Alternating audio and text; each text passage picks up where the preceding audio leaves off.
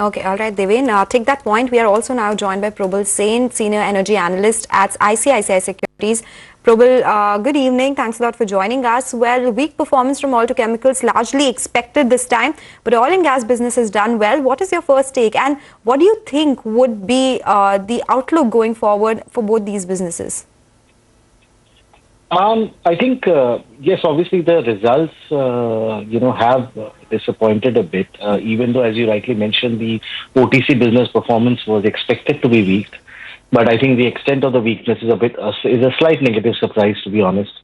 Does seem that maybe the effect of the windfall taxes has been a bit more, or, the benchmark refining margins themselves have been a bit lower than what we were looking at.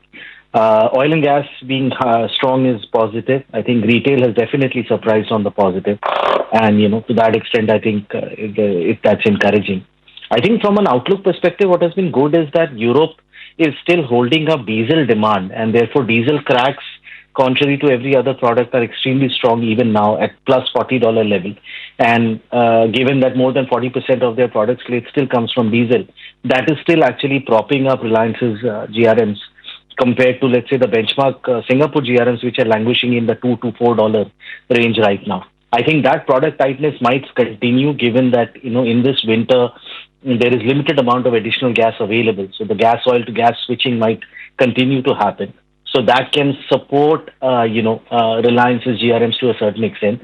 But the threat of economic recession, I'm not an economist, but from what we read and understand, petrochemical demand tends to be a proxy for overall economic growth. And therefore, if economic growth itself comes under question, then petchem spreads might actually see a further slowdown from current levels.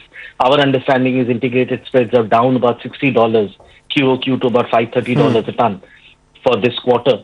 And, in a trough level, they could probably go down by another 5% from these levels if demand continues to be, muted. Take that point, so from an OTC standpoint, it does look a little bit concerning, the outlook, at least in the near term.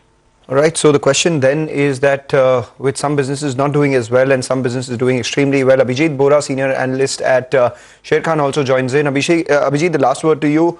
What do you do on, Muhurat trading session when the stock opens posted numbers? Do you go ahead, put in a buy order, or do you wait for some more clarity before you look at Reliance once again?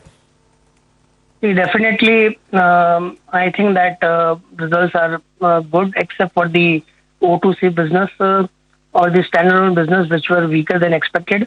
But the more focus is on the Geo side, which have done well. The EBITDA is largely in line. Retail, the growth has been good, beating our estimate. So I think that the focus is more on consumer-centric businesses, which are performing well, and the standalone business is a largely volatile business. But the overall outlook, we think that is positive. So there may be some weakness because of higher than expected or lower than expected earnings in the O2C business. Overall, any weakness should be taken as the opportunity to buy this stock, as this segment will also stabilize going forward. Okay, all right. Well, thanks for summarizing that for us, and thanks to our to all our guests for joining in. So in case you missed out on the numbers, Reliance Industries results are pretty much a mixed bag.